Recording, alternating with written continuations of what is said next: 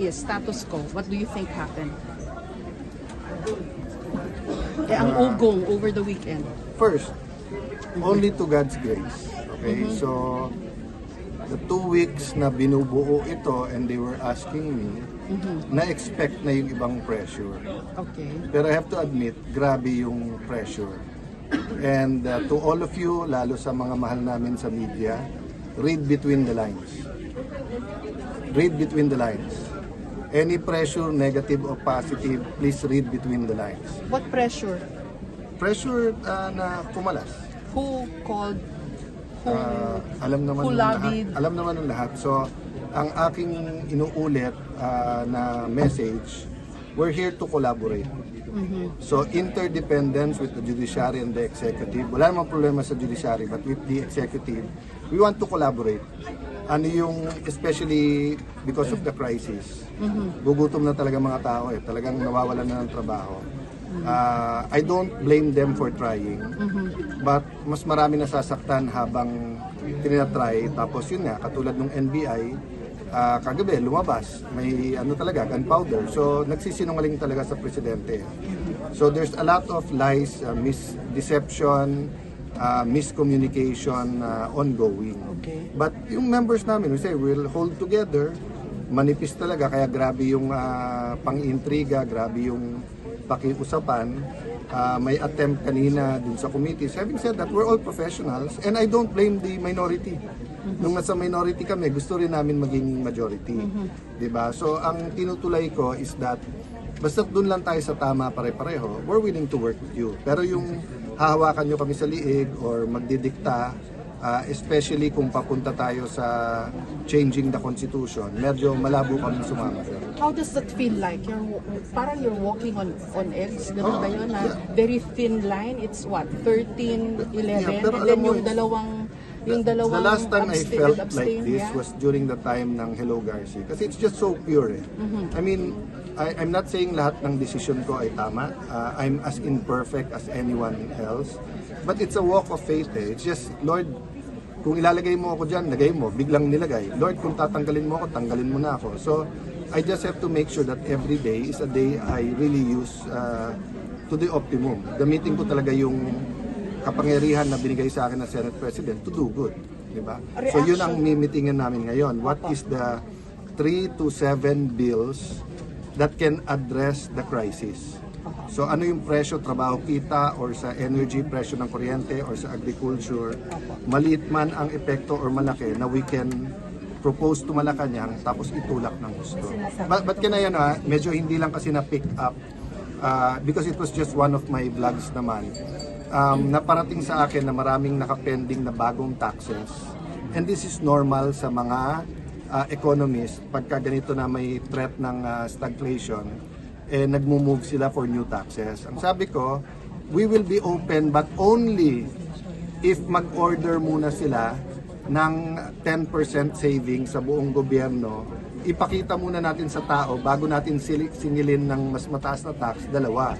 One, nagsisave tayo, walang luho sa gobyerno. Number two, honest to goodness yung atin anti-corruption. Diba? Kasi kung mag-new taxes ka, tapos ang mangyayari, tingin naman na binubulsa, or mag-new taxes ka, pero tingin nila, pag tinignan, marami pang luho sa budget, hindi susuportahan ng tao yun. The problem is economic spending is down. Yes. So the economy is really not moving at all. It's the first time, siguro after World War II, na nagkasabay-sabay. Oil, fuel, fertilizer, geopolitical tension. So, tapos tayo kasi, 3-4 ang tama. Bakit? Marami tayong OFW So each and every one na kailangan umuwi, walang sweldo yon. Pag uwi, wala na rin remittance iyon. Okay. Tapos nung tinamaan ng Bahrain at Qatar sa LP sa gas, ang byproduct ng urea, which is fertilizer, na ang biggest is India. So hindi naman basta't mag-export. So mataas na, mahirap pang kumuha. So ano na what do you call this?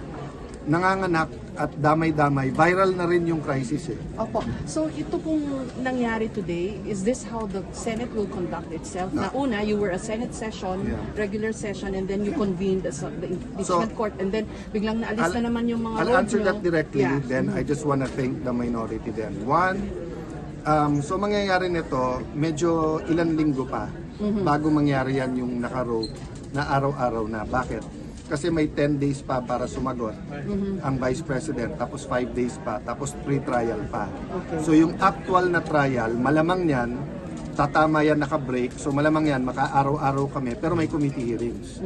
Ngayon, pagka nagka-session na ulit, yun ang mas malaking challenge kasi kung tutusawa yung everyday, kailan tayo magsa-session. Pero we will balance it. But I want to take the minority because they're statesman and professional enough. Nagkausap-usap kami na while they don't have the numbers, yung usual na proseso sa Senado, wag nating i-delay. Opo. For the record Senate po, President Cayetano, if we reverse engineer what happened nung Wednesday, tama ho ba na kulang ng communication between the GSIS and the Senate? Hindi Kasi kulang. they were not informed, Hindi. you were not informed na nagbare na Hindi sila. kulang, sinadya nila. Sinadya nila. Never, ang GSIS never nagpapasok ng NBI kung may problema sa peace and order. Police parati yun. Okay. Number two, ibabarena mo yung pinto na lalabas yung mga senador. Isasara mo yung gate sa likod kung kailan lalabas yung mga senador. Tapos nung tinanong namin, wala daw NBI sa loob. O bakit yung ngayon yung may pulbura sa kamay at dito sa loob ng Senate nahuli? Diba? Could it have been simpler kung in-inform kayo ng GSIS na magbabare na kami to secure yes, the pero door? masisira plano nila. Oh, so you're Malalaman saying- namin eh. Malalaman kasi, it's okay. Malalaman kasi namin eh. Aha. Malalaman namin. So you're saying I'm po at deliberate? at this point in time, the burden is on them to prove to us that it's a series of coincidences. Okay. Kasi pag ni-reverse engineer namin, plinano talaga nila na pakita sa Senate na ganyan ha. Sige, may numero kayo, nandyan si Bato, ganyan ha. Papaligiran naman namin kayo ng mga armado. Senator Gringo Nason said it best. Diba? If you are where you're not supposed to be at armado ka, what do you expect will happen? SP Diba? Summit po ng DOJ, sabi ni Justice Secretary Vida, coordinated daw yung move ng NBI, yung mga armed. Inamin niya na coordinated sa kanya. Anong and reaction then he niya? wants to investigate. Gusto ni Secretary Vida mag-imbestiga ang NBI, DOJ, pero sila ang dapat imbestigahan eh. Kaya nga ang message ko sa kanya, hindi ka pwedeng bida kung kontrabida ka. Okay? So kung gusto mo mag-imbestiga, kailangan neutral ka. Si Secretary John Vic, hindi ko kasama sa politika. Si Secretary John Vic, maraming policies namin, hindi niya gusto ka. Pero nung pumunta siya dito, malinaw. Impartial, sabay tayo, ano kailangan mo sir?